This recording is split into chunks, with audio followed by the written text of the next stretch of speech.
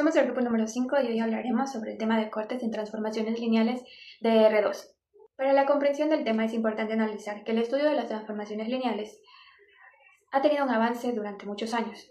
El mismo ha significado un método efectivo para la comprensión y la generación de los movimientos o deformaciones en figuras bidimensionales o tridimensionales. A continuación, en el presente trabajo se mostrará, previo análisis de libros, artículos y explicaciones de clase, los conocimientos obtenidos sobre el tema de transformaciones lineales, en función de corte o cizañamiento. Asimismo, se presentarán ejercicios en R2 y graficaciones para la comprensión del mismo tema. Contexto. Los cortes de transformaciones lineales nos permiten realizar manipulaciones en los objetos por medio de transformaciones matriciales.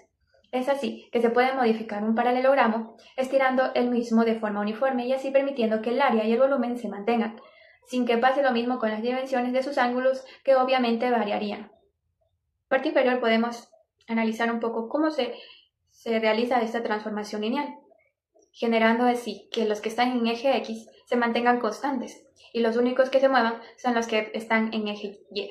Origen. La creación y la aplicación de matrices significó más que un avance definitivo, un método innovador para el lenguaje de las expresiones matemáticas, forjando así su importancia debido a que admite nuevas técnicas para los nuevos proyectos que surgen en el mundo laboral e informa nace de una nueva técnica para poder transformar los cuerpos geométricos y aplicarlos en la vida social.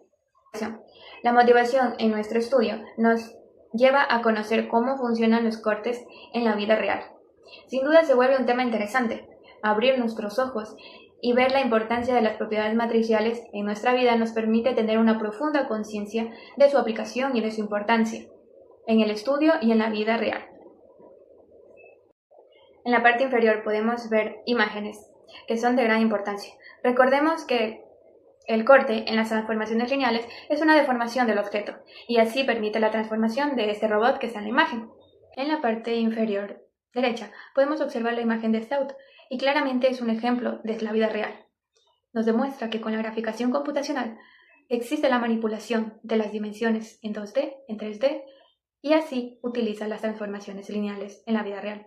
Y para muchas cosas más, para proyectos de ingenieros, de arquitectos, para diseño gráfico, para robótica y simulaciones. Y es de gran importancia para el estudio del álgebra inclusiva. Transformaciones lineales, transformación de tipo corte. Vamos a trabajar con una transformación de tipo corte. En este caso, utilizaremos un corte horizontal, el cual estará definido como T por XY es igual a X más KY y Y. Aquí, como podemos observar, el valor de Y permanece igual, mientras que la coordenada X cambia dependiendo de Y. Este tipo de transformación inclina las figuras y no hace un cambio en su área. Inclina las figuras sin cambiar su área. Para demostrar que esta transformación es lineal, verificamos dos propiedades: la aditividad y la homogeneidad. Si ambas se cumplen, entonces podemos concluir que la transformación es lineal.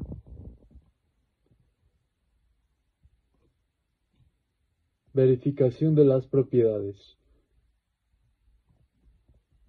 Primero, verificamos la aditividad. Tomamos dos vectores, el vector u y el vector v.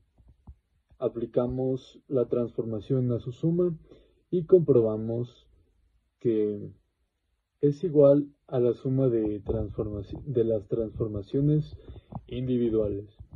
Luego verificamos la homogeneidad multiplicando un vector por un escalar y de este modo observando que el escalar se puede factorizar fuera de la transformación. Como ambas propiedades se cumplen, concluimos que la transformación de corte es una transformación lineal. En conclusión, Al verificar las dos propiedades fundamentales que acabamos de ver, podemos afirmar que el corte es una transformación lineal de R2 en, en R2, tal como se presenta en el texto de Grossman y Flores. Muchas gracias. Obtención del núcleo y la imagen de la transformación lineal. El núcleo de una transformación lineal se define como el conjunto de todos los vectores x, y en el dominio, que al ser transformados resultan en el vector nulo del codominio. Para encontrar este conjunto es necesario resolver un sistema de ecuaciones lineales, donde cada componente de cada función es igual a cero. El conjunto solución se puede representar de tres maneras: como comprensión, en forma paramétrica. Esto indica que el vector donde ambas coordenadas sean iguales pertenece al núcleo, o como subespacio generado. El núcleo en este caso específico no solo es el punto del origen, sino una recta completa en el plano cartesiano, definida por una función y igual a x. Todos los puntos sobre esta recta son aplazados hacia el origen por su transformación. Imagen de la transformación. La imagen de la transformación lineal consiste en el conjunto de todos los vectores en el codominio, que resulta de aplicar la transformación a los elementos del dominio. Método principal. El procedimiento más común implica dos pasos: calcular la matriz asociada de la transformación, donde cada columna de A es la imagen de los vectores de la base canónica del dominio.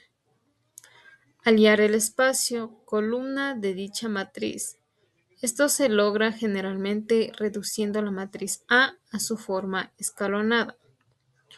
Un punto importante es la relación con el rango, la dimensión de la imagen de una transformación lineal, o también conocida como el rango de la transformación o rango de la matriz asociada, es igual al número de columnas en la forma escalonada de la matriz.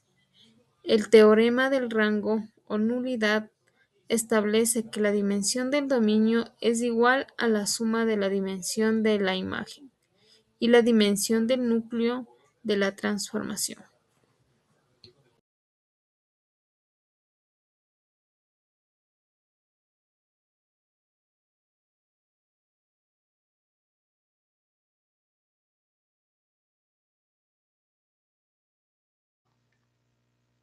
Tenemos el siguiente ejemplo. Dados los vectores de R2, C perteneciente a R, X, Y perteneciente a R2, C diferente de 0, tenemos la condición X más CY y Y. C es constante. Obtenemos el primer gráfico.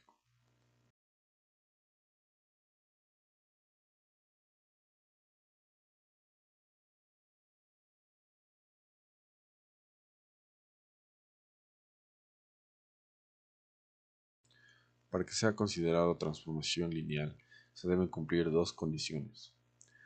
La primera es que la dimensión del conjunto de salida debe ser igual a la dimensión del conjunto de llegada. En este caso tenemos una función de R2 en R2. Vemos que la dimensión de ambos conjuntos es igual a 2. Por lo tanto son iguales. Y así de esta manera se comprueba que se cumple la primera condición. La segunda condición es que el núcleo sea igual al cero vector. Para demostrarlo, tomamos un vector genérico y resolvemos de la siguiente manera.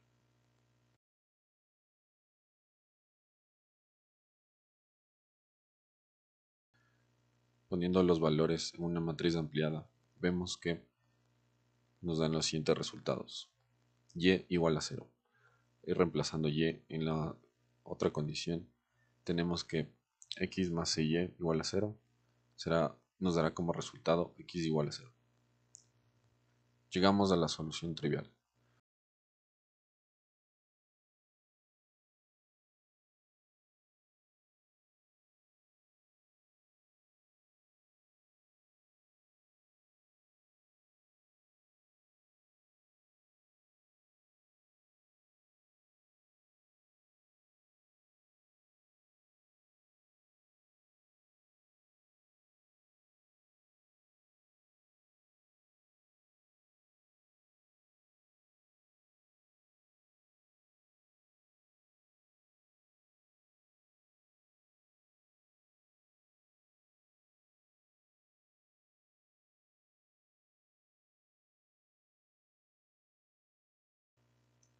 Finalmente graficamos los nuevos puntos y obtendremos una figura de 4 puntos.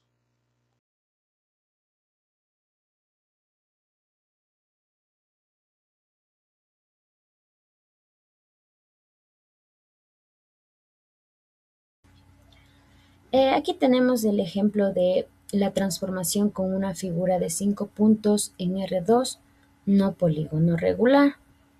Como podemos observar, aquí tenemos el siguiente ejemplo que nos dice: dado los vectores de R2, un C perteneciente a R, X, Y, perteneciente a R2, C diferente de 0, y su condición de X más C, Y, Y. Para obtener la primera figura de un polígono no regular, tenemos los siguientes 5 puntos, que son A, 0 en X y 0 en Y, B, 2 en X, 0 en Y, C, 4 en X, 1 en Y, D, 2 en X y 4 en Y. Y como último punto, E, 0 en X y 3 en Y. Obteniendo nuestro polígono regular, como podemos observar en la figura, de acuerdo a los puntos iniciales del ejercicio. Como siguiente punto tenemos la transformación según la condición del ejercicio, que es X más C que se mantiene, que es igual a 2, por y Y, donde tenemos T, abre paréntesis, X y Y, cierra paréntesis, y su condición X más C, Y y Y.